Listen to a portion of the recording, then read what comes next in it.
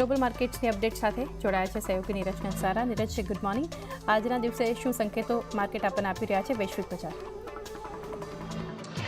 જો ગઈકાલે આપણને અમેરિકાના મોંઘવારીના આંકડા આવતા દેખાયા અને મોંઘવારીના આંકડા આ જે અનુમાન મુજબ રહેતા જોવા મળ્યા છે, જેને કારણે જો ગઈકાલે અમેરિકાના બજારમાં એક ફ્લેટ ક્લોઝિંગ આપણને ખાસ કરીને જોવા મળ્યું। નાસ્ડેક અને S&P 500 જે છેલ્લા ઘણા દિવસથી આપણને એક નવા શિખર તરફની દોડ દર્શાવી રહ્યું હતું, ત્યાં આગળ થોડું દબાણ આવતું જોવા મળ્યું। નાસ્ડેકમાં 2% અને S&P 500માં 1% દબાણ આવ્યું।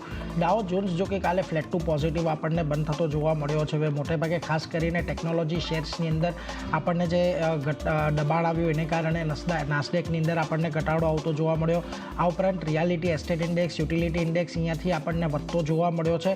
ગઈકાલે રસેલ 2000ની અંદર પણ આપણને લગભગ 4.5% એક સારો એવો ઉછાળો આવતો જોવા મળ્યો। એટલે ગઈકાલે ઓવરઓલ એક ટેકનોલોજી સેક્ટરને બાદ કરી દો તો બાકી બધા સેક્ટરથી અમેરિકાના બજારમાં એક સારો એવો સપોર્ટ મળતો દેખાયો હતો। હવે જે મોંઘવારીના આંકડા આવ્યા એના પર પહેલાં એક વખત નજર કરી લઈએ તો જુઓ, ખાસ કરીને અમેરિકાના મોંઘવારી દરની અંદર સતત એક ઘટાડો થઈ રહ્યો છે। ત્રીજા મહિને અહીંયા મોંઘવારી દરની અંદર ઘટાડો જોવા મળ્યો છે અને જૂનમાં ફુગાવો એક વર્ષમાં સૌથી નીચા સ્તરે રહ્યો હતો અને બજારને CPI 3.1% રહેવાની અપેક્ષા હતી, એની સામે 3.0% આપણને 3% પર એક્ઝેક્ટલી આપણને CPI દર જોવા મળ્યો છે અને એપ્રિલ 2021 પછી સૌથી નીચલા સ્તર પર આપણને મોંઘવારી રહેતી જોવા મળી છે।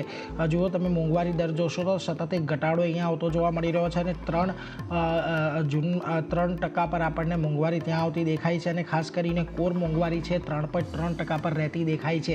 એટલે અહીંયા જે ફેડનો ટાર્ગેટ છે 2%નું એની સતત ને સતત નજીક જઈ રહ્યું છે। હવે ખાસ કરીને આ મોંઘવારીના આંકડા આવ્યા બાદ JP મોર્ગન અહીંયાથી જે અપેક્ષા રાખી રહ્યું છે કે સપ્ટેમ્બરમાં અહીંયા દર ઘટવાની આશા છે। અગાઉ તેઓ નવેમ્બરમાં દર કાપની એક આશા રાખીને બેઠા હતા અને બજારમાં અત્યારે લગભગ 85% લોકોને સપ્ટેમ્બરની અંદર જ એક પ્રકારે વ્યાજદર કાપ આવે એવું અત્યારે તેઓ માનીને ચાલી રહ્યા છે। એટલા માટે જો ખાસ કરીને આપણને જે પણ અપડેટ આ જોવા મળી રહ્યા છે તે ઘણા ઇમ્પોર્ટન્ટ છે અને મોંઘવારીના આંકડાની અંદર નરમાશને કારણે અહીંયાથી હવે વ્યાજદર કાપની અપેક્ષાઓ અહીંયાથી ખાસી વધતી એવી જઈ રહી છે। પરંતુ આ બધાની વચ્ચે જો આજે એશિયાની અંદર થોડોક મિશ્ર કારોબાર આપણને જોવા મળી રહ્યો છે, કારણ કે નિક્કેઈ આજના દિવસે આપણને દબાણમાં રહેતું જોવા મળ્યું છે। ત્યાં પણ આપણે જોયું હતું કે એક નવા શિખર તરફના કામકાજ નિક્કેઈની અંદર જોવા મળ્યા હતા, પરંતુ શાંઘાઈ અને હેંગસેંગ આજે થોડાક પોઝિટિવ છે। બીજી તરફ તમને કોરિયાના બજારો પણ આજે થોડાક દબાણમાં દેખાઈ રહ્યા છે। તાઇવાનના બજારોની શરૂઆત પણ લાલ નિશાનમાં થતી જોવા મળી છે, પરંતુ સિંગાપોર આજે થોડુંક પોઝિટિવિટી આપણને દર્શાવી રહ્યું છે।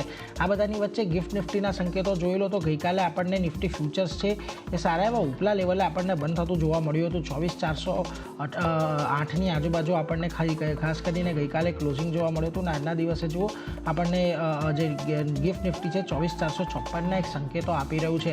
લગભગ 46 પોઈન્ટ ઉપર આજે ખુલે એવી એક આપણને સંભાવના બનતી દેખાઈ રહી છે।